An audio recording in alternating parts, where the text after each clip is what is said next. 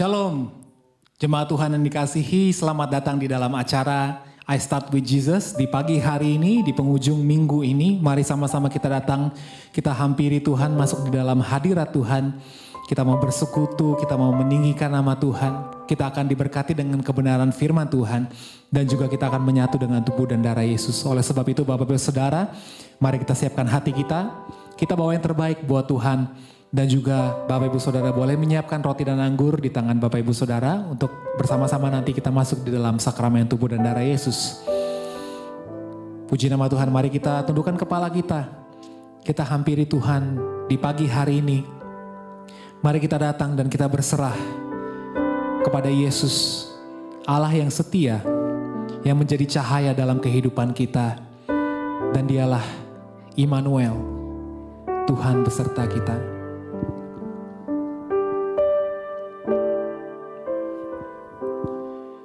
Bapakku datang dan berserah, ku nyatakan Kau yang berkuasa dalam gelap. Kau setia, Kau cahaya hidupku.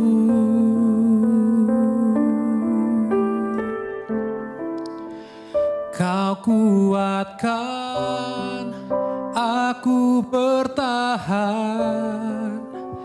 Kau harapan dalam kesesakan. Kau buktikan kesetiaan-Mu Tuhan. Engkau Allah Immanuel.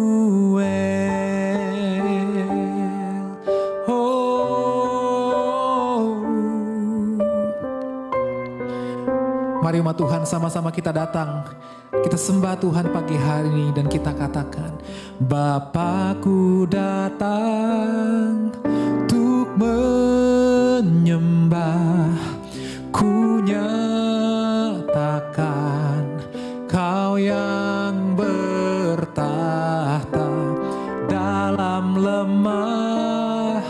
Kau sempurna,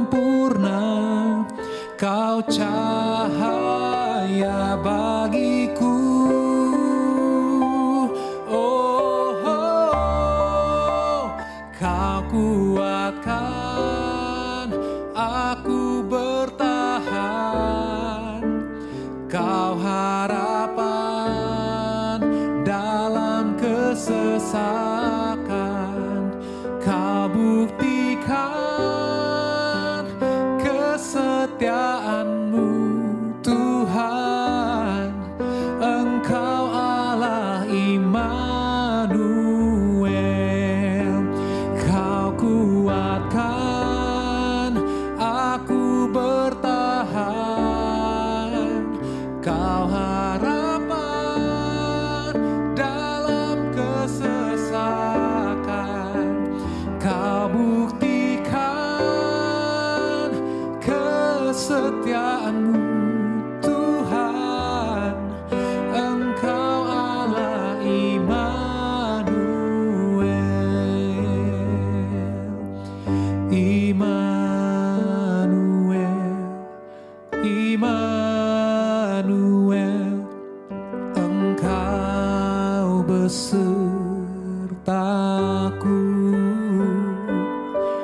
Immanuel,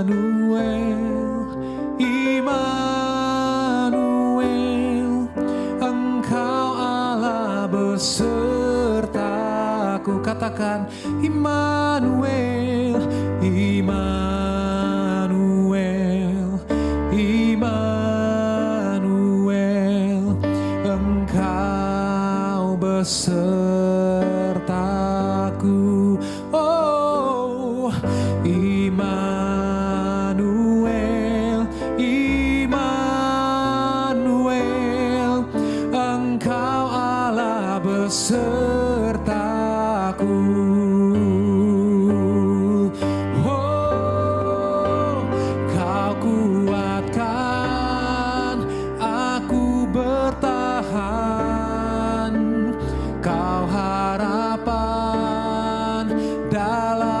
kesesakan, Kau buktikan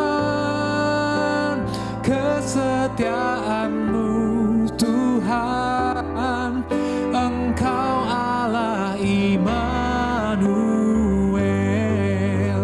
Kau kuatkan aku bertahan. Kau harapan dalam kesesakan, Kau buktikan kesetiaan-Mu Tuhan. Engkau Allah Immanuel, Engkau Allah Immanuel,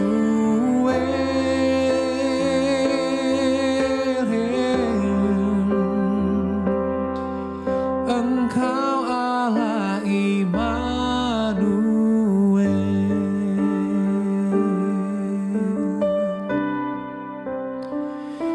Benar Tuhan, Engkau Allah Immanuel bagi kehidupan kami. Engkau Tuhan yang selalu beserta dengan kami. Kemanapun kami berada, kemanapun kaki kami melangkah, tidak pernah sekalipun Engkau tidak menyertai kami ya Tuhan. Engkau Tuhan yang begitu setia. Engkau telah membuktikan kasih-Mu Tuhan di atas kayu salib bagi kami. Sebab itu kami tinggikan nama-Mu Tuhan di pagi hari ini. Kami sembah Engkau, kami muliakan nama-Mu, Immanuel, Immanuel, Yesus Raja,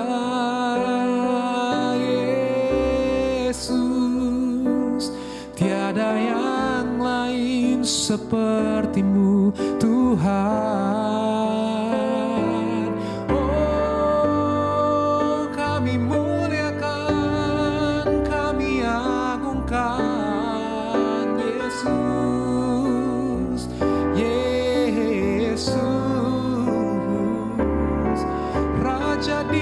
Segala raja, raja di atas segala raja, hanya Yesus, hanya Yesus. Oh, kesetiaan-Mu telah teruji bagi kehidupan kami Tuhan. Maka dari itu kami percaya kepada-Mu Tuhan. Lebih dari apapun juga di dunia ini, kami percaya bahwa tiada yang mustahil buat Tuhan. Engkau yang menjadikan setiap langkah kami berhasil di dalam Engkau Tuhan. Berkat-Mu tercurah bagi kami Tuhan. Anugerah-Mu melimpah dalam kehidupan kami. Kini aku percaya tiada yang mustahil bagi-Mu. Kuasa-Mu kuatkanku, dasarku berharap. Kini aku berserah pada rancangan-Mu bagiku. Ku ikuti kehendak-Mu, ku kan setia sampai akhir hidupku.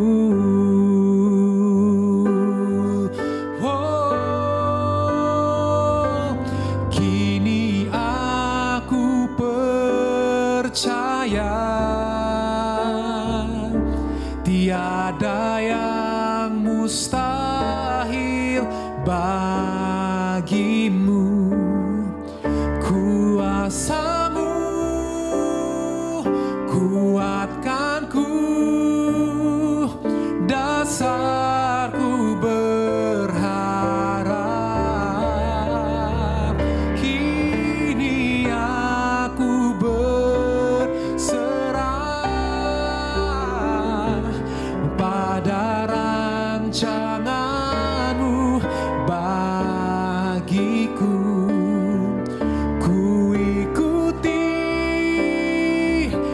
panggilanmu, ku kan setia sampai akhir hidupku.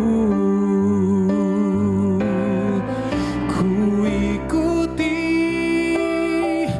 panggilanmu, ku kan setia sampai akhir hidupku.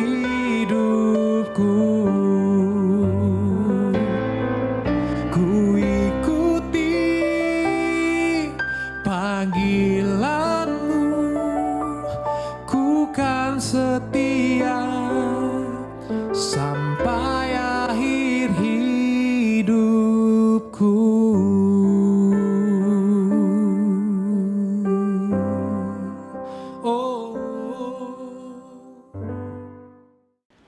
Selamat berjumpa kembali di dalam program yang luar biasa. Dan saya percaya bahwa saudara sudah diberkati di dalam pujian penyembahan. Dan kalau pagi hari ini kita bisa datang sama Tuhan dan kita bisa menyembah Tuhan, itu merupakan kesempatan yang luar biasa. So, saudara pergunakan selalu setiap kesempatan yang Tuhan percayakan ketika kita bisa masuk ke dalam hadirat Tuhan.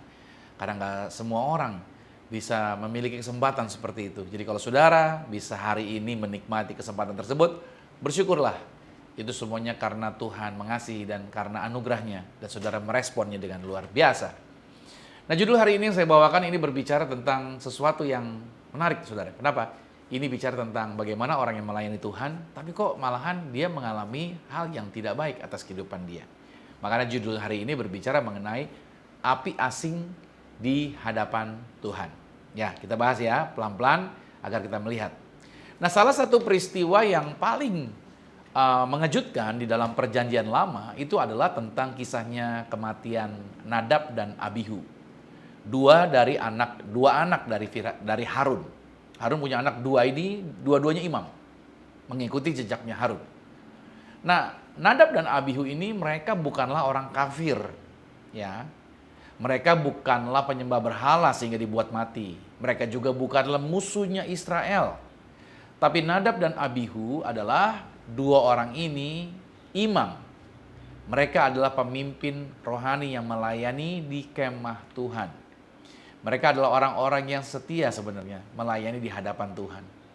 Namun Imamat 10 pada ayat 1 sampai ke 2 mencatat bahwa mereka berdua mempersembahkan api asing di hadapan Tuhan, yaitu sesuatu yang tidak diperintahkan oleh Tuhan.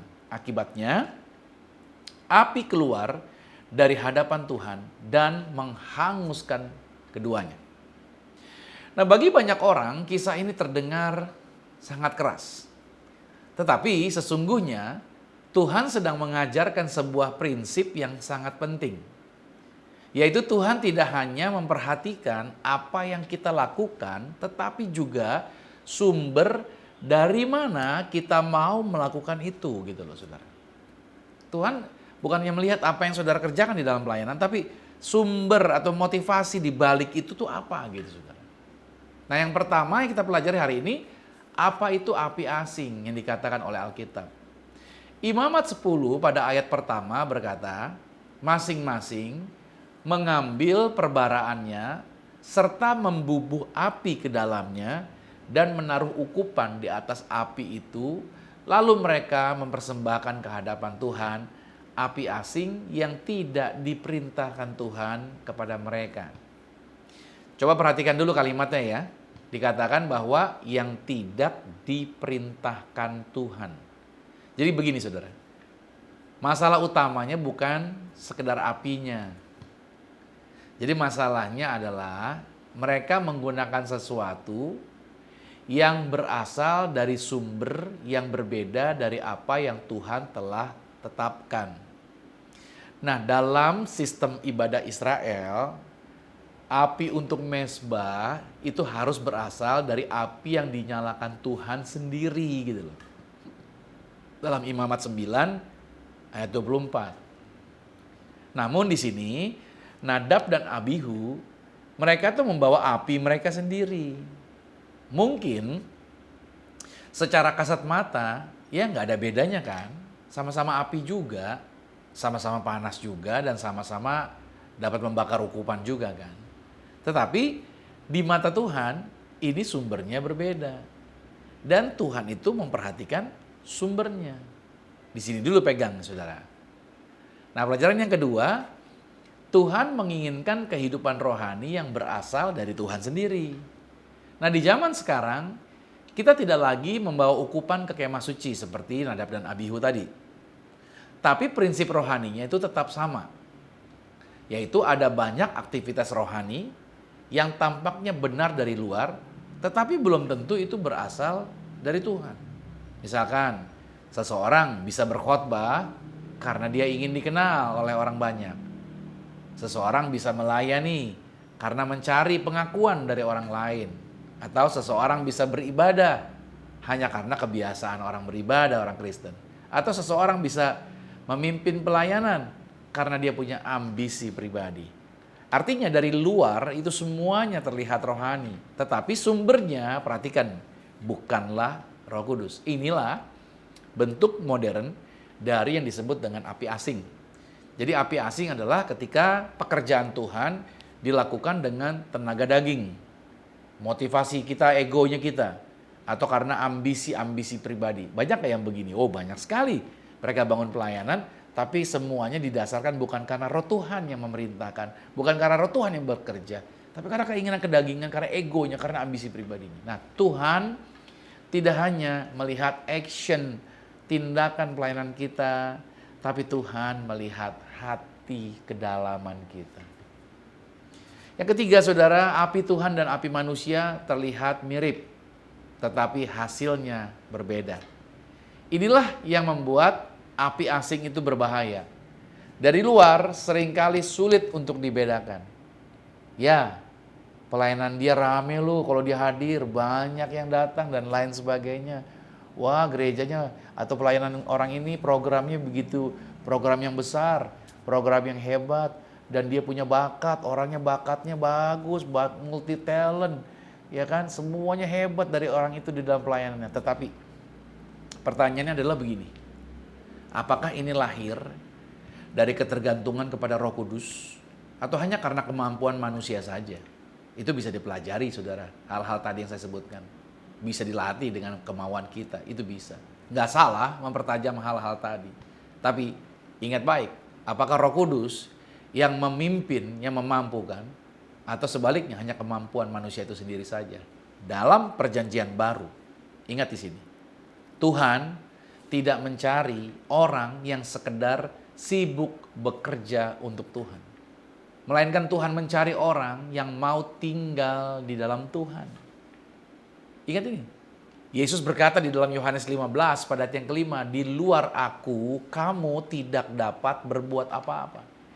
Ini bukan berarti manusia tidak bisa melakukan aktivitas seperti yang tadi saya sebutkan. Artinya, aktivitas yang memiliki nilai kekal itu harus berasal dari hubungan orang tersebut dengan Kristus. Api Tuhan akan menghasilkan kehidupan. Api manusia itu hanya menghasilkan kelelahan. Maka ada banyak orang yang melayani akhirnya lelah kan. Kelelahan kenapa? Karena tidak bersumber dari api Tuhan. Sumbernya hanya karena kemampuan pribadi, skill yang diandalkan dari diri dia. Saudara, kalau hanya dari manusiawi kita, akhirnya kemampuan manusia itu sendiri yang menjadi pusatnya, itu hanya akan menghasilkan kelelahan. Sebaliknya, ini mendengar baik nih, api Tuhan itu menghasilkan buah. Sedangkan api manusia menghasilkan tekanan. Api Tuhan menghasilkan kemuliaan bagi Tuhan. Api manusia menghasilkan kemuliaan bagi dirinya sendiri. Nah, di sini yang terakhir, yang keempat nih. Bahaya kehilangan rasa hormat kepada kekudusan Tuhan. Tuhan berkata kepada Harun, kepada orang yang karib kepadaku, kunyatakan kekudusanku. Imamat 10 pada ayat yang ketiga. Nadab dan Abihu kemungkinan adalah dua orang imam yang sudah terlalu terbiasa dengan perkara-perkara kudus. Mereka memang melayani Tuhan setiap hari. Mereka melihat mezbah setiap hari. Mereka melihat korban bakaran setiap hari. Bahaya terbesar dalam pelayanan sebenarnya bukanlah kesibukan. Bahaya terbesar adalah kehilangan rasa hormat kepada Tuhan karena terlalu terbiasa dengan hal-hal rohani. Seseorang bisa di gereja melayani, bisa bernyanyi tanpa perlu menyembah. Seseorang di gereja, di rumah Tuhan bisa berdoa, tapi tanpa berkomunikasi dengan Tuhan. Bahkan kita bisa berkhotbah tanpa terlebih dahulu mendengarkan suara Tuhan. Kita bisa melayani tanpa kasih kita kepada Tuhan. Nah, ketika itu terjadi, maka aktivitas rohani masih ada aktivitasnya.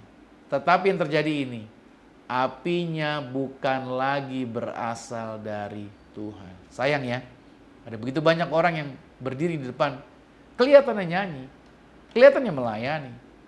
Tapi semuanya dilakukan karena sudah terbiasa dengan pelayanan, sudah terbiasa dengan hal-hal yang kekudusan dan lain sebagainya. Lihat, mereka tidak menjaga api itu. Nah, pelajaran yang kelima nih, korelasinya bagi orang percaya masa kini. Kabar baiknya, Anda dan saya kita hidup di bawah perjanjian baru. Kita tidak hidup di bawah sistem penghukuman seperti Nadab dan Abihu. Ya, kalau kita masih hidup dalam perjanjian lama, sudah mati kita yang di depan ini. Sudah mati kita yang melayani ini, langsung dibakar sama Tuhan. Lihat di perjanjian baru, Kristus telah menanggung hukuman dosa kita di atas kayu salib. Namun, prinsip rohaninya ini tetap berlaku. Tuhan masih mencari penyembah yang menyembahnya di dalam roh dan kebenaran. Tuhan masih menghendaki kehidupan orang yang terus dipimpin oleh Roh Kudus. Tuhan masih ingin pelayanan yang lahir dari hubungan yang intim dengan Tuhan.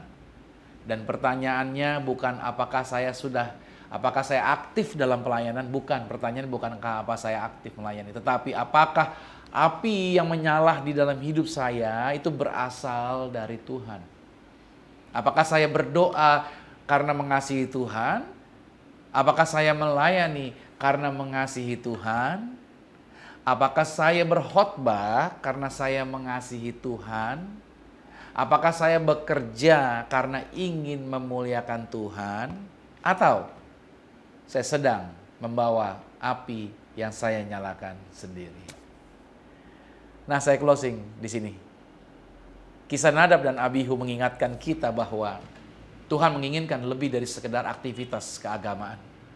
Tuhan menginginkan hati yang melekat kepada Tuhan. Tuhan menginginkan kehidupan yang dipimpin terus-menerus oleh Roh Kudus. Tuhan menginginkan api yang berasal dari hadiratnya Tuhan sendiri. Saudara kasih Tuhan, hari ini marilah kita coba periksa hati kita. Jangan hanya bertanya, apa yang sedang saya lakukan untuk Tuhan? Tapi bertanyalah begini, dari mana sumbernya? Karena Tuhan tidak mencari orang yang hanya bekerja buat Tuhan. Tapi Tuhan mencari orang yang hidup dari Tuhan. Berarti sumbernya dari Tuhan. Berjalan bersama Tuhan. Dan melayani dengan api yang berasal dari hadiratnya Tuhan. Saya ajak saudara berdoa untuk hal ini. Mari kita berdoa. Bapa, kami tidak ingin hidup dengan api asing. Kami tidak ingin melayani dengan kekuatan kami sendiri, ambisi kami sendiri, atau motivasi kami sendiri. Kami rindu agar Roh Kudus menjadi sumber kehidupan, pelayanan, dan penyembahan kami. Nyalakan kembali api-Mu di dalam hati kami, sehingga segala sesuatu yang kami lakukan benar-benar lahir dari hubungan yang intim dengan Tuhan. Di dalam nama Yesus. Amin. Nah, saya percaya bahwa hari ini ada sebuah gerakan yang berbeda di dalam diri Anda. Ada Roh Tuhan yang menyadarkan dan mengingatkan kita dan menyemangati kita. Ada api Tuhan lagi yang bergelora di dalam kehidupan Anda dan saya. Kita akan masuk dalam sakramen tubuh dan darah Tuhan Yesus. Mari siapkan roti dan anggur di tangan saudara. Masing-masing bersama-sama dengan saya katakan, dalam nama Tuhan Yesus, inilah roti yang telah turun dari surga. Inilah tubuh Tuhan Yesus Kristus. Tubuh yang tergantung di atas kayu salib, yang memberikan kami bersama dengan keluarga kehidupan yang kekal di dalam kerajaan sorga. Oleh korban tubuh Kristus, kami bersama dengan keluarga, yaitu dimeteraikan menjadi warga sorga, punya rumah di sorga, punya rumah di bumi. Kami percaya oleh korban tubuh Kristus, kami juga menang atas segala virus, menang atas segala penyakit, tidak terkapar di meja operasi. Diberkati umur panjang, tidak sakit-sakitan.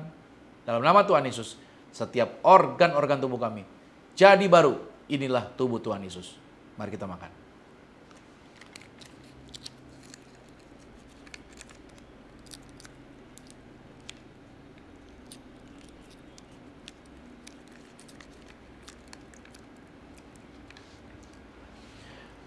Mari kita angkat anggur ini bersama-sama dengan saya katakan dalam nama Tuhan Yesus. Inilah darah Yesus Kristus. Darah yang tercurah, darah yang tertumpah di atas kayu salib sebagai perjanjian yang baru dan yang kekal. Oleh korban darah Yesus, maka mulai hari ini bersama dengan keluarga kami dimeteraikan menjadi warga sorga. Silakan pasukan malaikat jagai kami, proteksi kami, pagari kami, dimanapun berada melangkah, tidak jatuh, tidak celaka bahaya, bebas dari maut. Oleh korban darah Yesus, segala kutuk dari nenek moyang telah dibatalkan. Bahkan kami tidak gagal, tidak bangkrut, tidak miskin.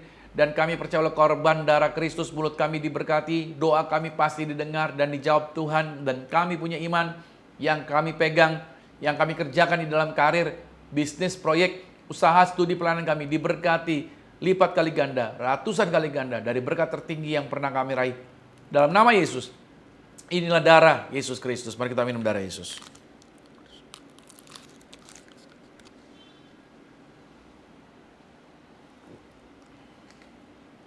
Saudara dikasih Tuhan, di tangan saya ada minyak urapan, saudara juga boleh siapkan minyak di tempat saudara masing-masing. Kita bisa berdoa bersama.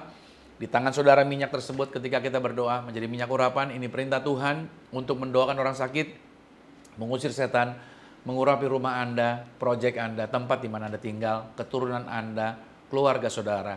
Percayalah, kita adalah imamat yang rajani, bangsa yang kudus, umat kepunyaan Allah untuk memberitakan perbuatan-perbuatan Tuhan yang besar. Jadi kemampuan itu sudah diberikan, kemampuan kuasa yang besar sudah diberikan kepada semua orang yang sudah menjadi percaya pada Yesus, termasuk saudara yang mengikuti siaran ini. Mari kita angkat minyaknya, sama-sama katakan dalam nama Tuhan Yesus, inilah minyak urapan. Setiap tetesnya punya kuasa ngusir setan, setiap olesnya punya kuasa menyembuhkan sakit penyakit. Silakan pasukan malaikat hadir, jagai proteksi kami dalam nama Yesus, inilah minyak urapan. Anda boleh teteskan di atas kepala saudara, dan saudara sekali lagi berdoa buat setiap anggota keluarga saudara. Nah, firman Tuhan berkata di dalam Amsal 18 ayat 21, hidup dan mati dikuasai lidah, siapa suka menggemakannya akan memakan buahnya. Di layar monitor saudara, itu ada kata-kata kuasa yang kalau saudara percayai dan saudara ucapkan itu terjadi. Karena kitab Roma berkata, dengan hati orang percaya dibenarkan, dengan mulut orang percaya diberkati.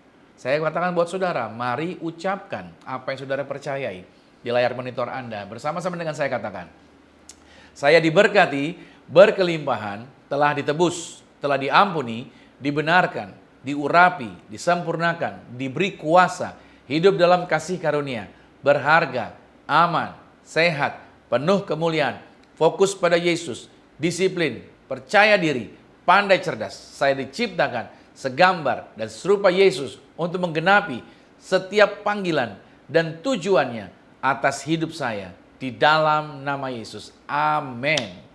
Doa orang benar bila dengan yakin didoakan sangat besar kuasanya. Kita sudah sampai di penghujung acara kita. Sekali lagi ini saya mau sampaikan buat saudara bahwa kalau saudara belum pernah tertanam, belum pernah menjadi warga gereja, belum pernah digembalakan, sudah rindu untuk didewasakan, kami Gereja Zion Church of Christ selalu terbuka buat saudara. Mari kunjungi sesi ibadah onsite kami setiap hari minggunya di jam 8 dan di jam 10 pagi yang berlokasi di Hotel Santika Kelapa Gading. Kami tunggu kehadiran saudara. Mari kita angkat hati dan aminkan setiap berkat ini. Diberkatilah engkau di dalam usahamu, diberkatilah engkau di dalam pekerjaanmu, diberkatilah engkau di dalam segala aktivitasmu. Siapapun tinggal dengan kau pasti diberkati, keluargamu diberkati, orang tuamu diberkati, saudara-saudarimu diberkati, rumah tanggamu berbahagia. Anak-anak muda menjadi anak muda yang diberkati Tuhan. Terimalah berkat anugerah dari Bapa di sorga, cinta kasih di dalam Yesus Kristus, kekuatan penghiburan di dalam kuasa Roh Kudus, menyertai mengurapi setiap kita mulai saat ini, sampai Tuhan Yesus datang menjemput Anda dan saya, keluargamu dan keluargaku nanti sama-sama kita menjadi warga kerajaan sorga. Yang percaya sama-sama katakan, amin. Puji nama Tuhan. Sampai jumpa lagi di dalam program I Start with Jesus berikutnya, dan God bless you.